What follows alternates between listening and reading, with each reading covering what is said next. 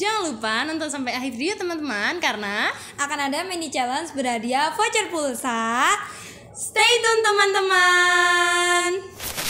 Halo Rek, kembali lagi di Pilar Budaya, bincang literasi dan budaya sahabat perpustakaan Universitas Jember. Bersama aku Alia dan pastinya sama narasumber yang keren, seru, dan inspiratif. Boleh perkenalan Mas? Halo teman-teman, nama saya Alvin Rizky Ramadhani. Saya mahasiswa Universitas Jember dari Fakultas Hukum. Saya suka menulis puisi. Hobi saya adalah menulis, teman-teman. Wah, keren banget ya teman-teman. Nah, apa kabar nih Mas Alvin? Udah lama ya nggak ketemu. Alhamdulillah Mbak Alia, kabar saya baik. Alhamdulillah sehat walafiat. Wah, kesibukannya sekarang apa nih Mas Alvin? Kesibukan saya ya seperti mahasiswa pada umumnya, mas-mas biasa, sibuk kuliah, sibuk nugas, dan tentunya juga ada beberapa organisasi yang saya ikuti seperti itu. Dan juga tidak lupa saya setiap hari produktif menulis puisi. Waduh, keren banget ya teman-teman, produktif banget ya. Nah, tema kali ini yang akan aku bahas, akan kita bicarakan sama Mas Alvin ini mengenai kepenulisan puisi nih teman-teman. Jadi nggak usah berlama-lama, langsung aja kita ke videonya. Nah, aku mau kasih pertanyaan nih buat Mas Alvin. Apa sih, sejak kapan nih kamu nih mulai belajar nulis puisi dan dari mana? Awal saya mulai nulis puisi ya pas MTS seperti itu. Akan tetapi saya mengenal puisi sudah sejak SD karena kebetulan ayah saya memang dari jurusan sastra, dia guru juga seperti itu. Dia suka sering dan suka ngelatih murid-muridnya ke rumah. Jadi setiap sore itu ada anak-anak yang ke rumah baca puisi, nulis puisi ya tentang puisi-puisi itu, cerpen dan lain sebagainya. Jadi saya setiap hari mendengarkan, lihat. Nah, akan tetapi ayah saya tuh tidak mengajari saya secara langsung apa sih puisi, bagaimana sih cara menulis puisi. Akan tetapi dari itu saya mengenal puisi. Awal mula saya SD itu tidak menulis, akan tetapi membaca terlebih dahulu. Setelah itu MTS baru mondok, baru saya menulis puisi. Karena kan biasalah anak pondok ya, gak betah ya. Iya. Curahan hati, keresahan, gak betah itu dituliskan. Dituangkan melalui di selembar kertas seperti itu. Oh. Ya.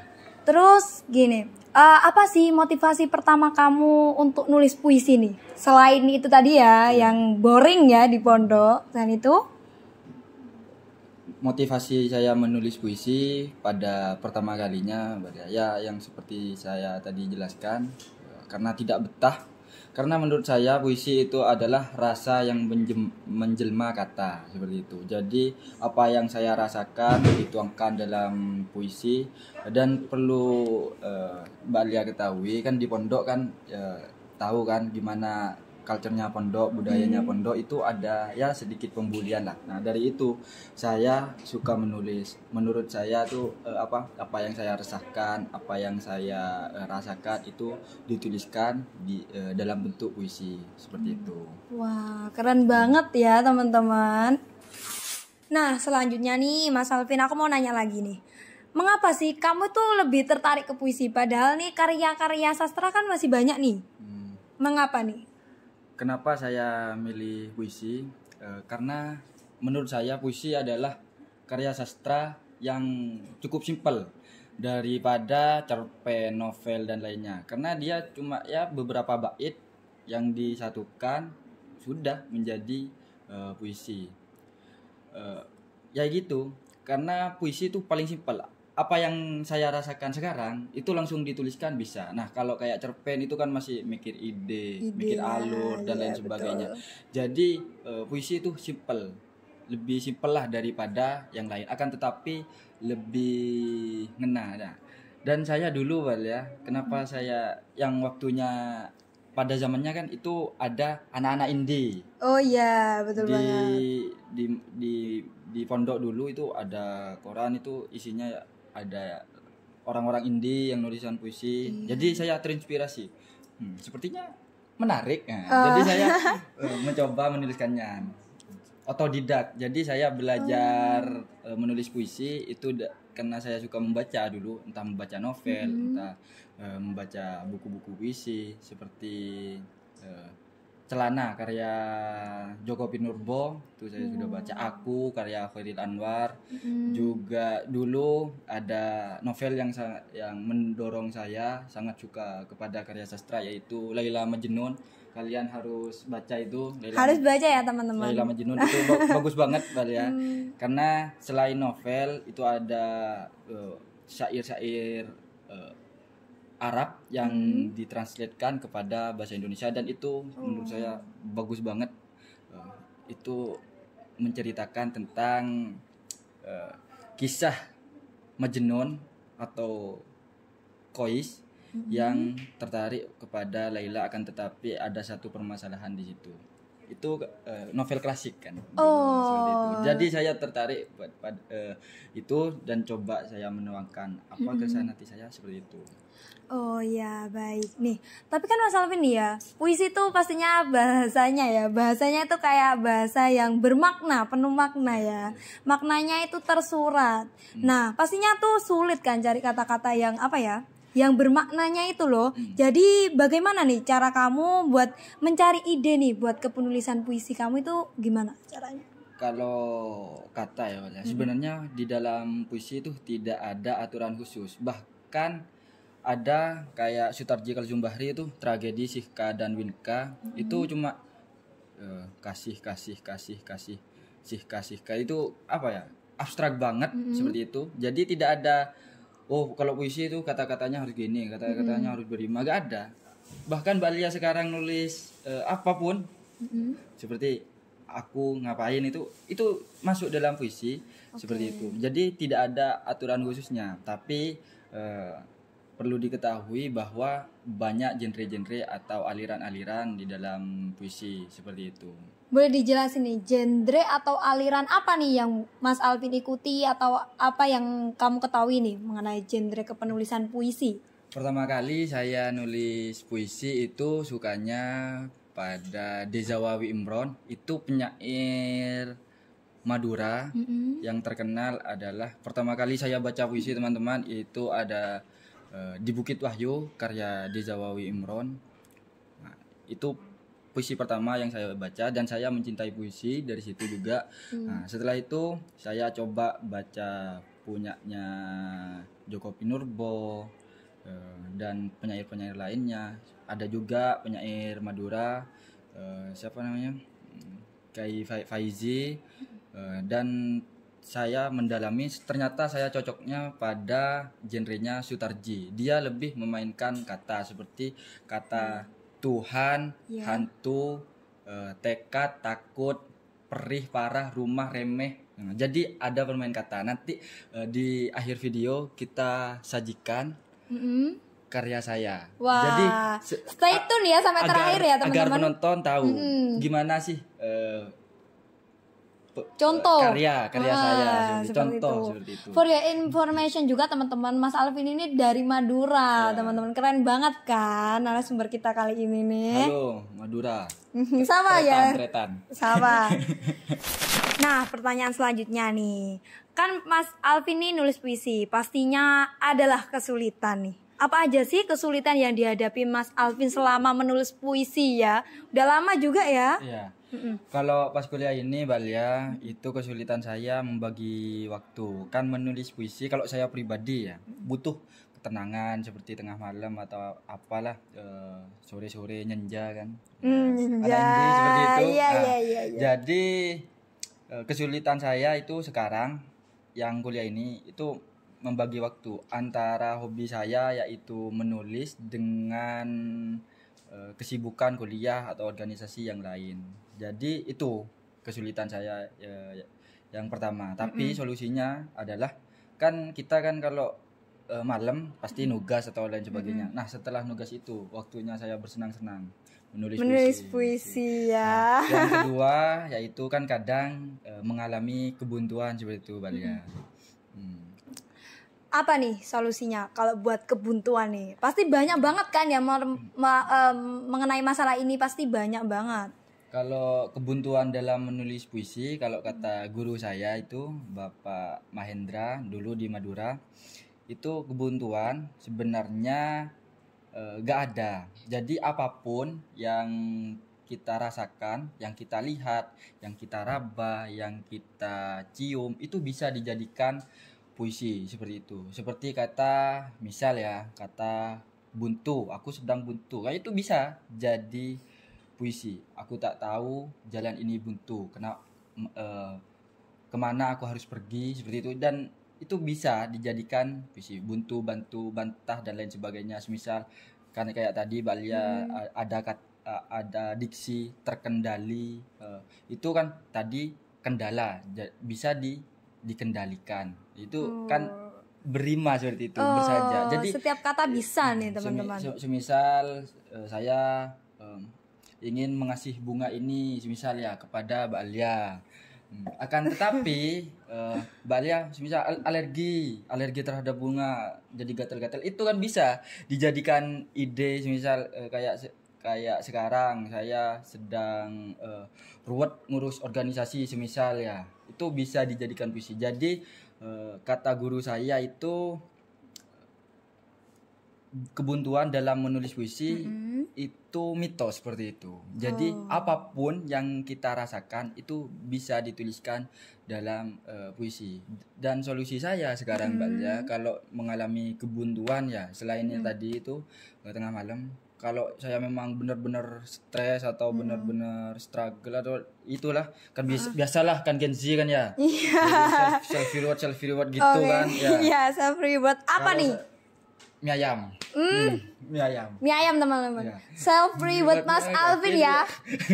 Pin ya, mie ayam teman-teman. Seperti itu. Jadi kalau bahkan banyak di puisi saya itu tentang cerita mie ayam seperti itu, bahwa idenya dari mie ayam. Iya. Keren banget loh bahwa teman-teman. kan yang lain kan kadang orang-orang tuh bahagianya dengan liburan atau apapun itu. Aku tidak menyalahkan hal itu, akan tetapi kebahagiaanku hanya sesederhana makan mie ayam di Seporsi mie pojokan. ayam. Ya. Seporsi mie ayam.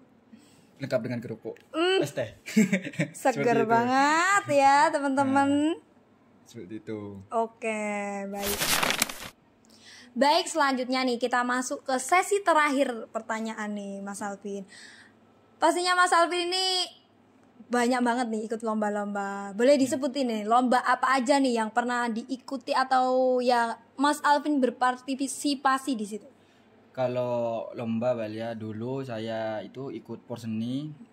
Yang pertama itu ikut porseni di Kabupaten Sumeneb, itu harapan 2 seperti itu. Itu keren cipta banget. baca. Setelah itu ada peningkatan harapan 2 ke juara 1. Oh, keren banget ya, harapan 2 ke juara 1 guys. Di cipta puisi itu dari Sanggar di Sumeneb. Jadi ada komunitas sastra, komunitas seni itu ngadain lomba se-Kabupaten Sumeneb, SMP, SMA. Saya juara 1 di situ on the spot. Jadi kan kalau kebanyakan ya kalau lomba puisi sekarang itu kan online. Jadi kita nuliskan dari tanggal segini sampai segini. Ada deadline. Ya, ada deadline. ada Kalau waktu itu enggak Bal ya. Jadi itu dikasih waktu 2 jam buat 2 jam guys. nulis puisi seperti itu. Saya masih ingat waktu itu kan di Madura kan tanah garam kan ya. Seperti itu. Jadi waktu itu temanya adalah petani garam. Judulnya itu Kincir Angan seperti itu. Wah, yang selanjutnya itu juara 2 se-Madura seperti itu. Itu di Lenteng itu juara 2 cipta puisi on the spot juga. Jadi waktu itu temanya Madura, kemaduraan karena saya orang Madura ya. Itu yang selanjutnya juara 3 di Universitas Bahaudin Madura, itu online tapi seperti itu. Jadi ada tanggalnya. Waktu itu saya mengambil tema yaitu tambak udang, karena perlu diketahui banyak puisi saya itu Balia mengangkat tema-tema sosial, kritik. Akan tetapi juga ada sih percintaan sih. Ya kan manusia kan merasakan cinta juga. Akan tetapi begitulah mayoritas dari puisi saya itu tentang kritik sosial. Wah. Nanti yang saya akan bacakan di akhir Video. video ini adalah itu yang tentang Tambak Udang, karena itu cerita saya sendiri. Jadi dulu Balia puisi itu menceritakan bahwa kan saya kan lahir di Madura, itu di Pasongsongan, itu pesisir. Oh iya. Jadi tempat bermain saya tuh diambil oleh Tambak Udang. Jadi yang menguasai tanah-tanah di Madura itu dikuasai oleh asing. Jadi masyarakat di situ itu tidak mendapatkan hasil dari tambak udang tersebut. Seperti itu. Banyak juga yang kemarin saya itu menyumbangkan di Jember Bupati, lolos di keren banget ya teman-teman. Dan juga kalau pas ngebaca puisi karya saya sendiri itu yang paling seru ketika demo, teman-teman. Masa mahasiswa tidak demo, ya kan? Waduh. Karena itu kan menurut saya itu adalah pengalaman saya yang seru seperti itu, karena saya juga suka pada Wiji Tukul. Tahu Balia Wiji Tukul? Itu sastrawan atau aktivis dulu seperti itu. Saya terinspirasi dari tersebut. Bahkan teman-teman saya sekarang itu memanggil saya bukan cuma Alvin, tetapi ada tambahannya. Apa tuh? Alvin Tukul. Waduh. Karena saya suka menulis puisi, akhirnya dipanggil Alvin Tukul seperti itu. Waduh, sampai ada julukannya nih teman-teman nih. Mas Alvin keren banget ya. Mas Alvin ini juga apakah ikut di komunitas penulisan puisi gitu? Iya. Kalau pas SMA di Eman, di pondok dulu itu saya ikut jurnalistik, juga ikut sanggar. Jadi saya bukan cuma di puisi, akan tetapi saya juga aktif di karya-karya seni yang lain seperti drama. Kemarin saya itu ada beberapa drama yang sudah saya sutradarai.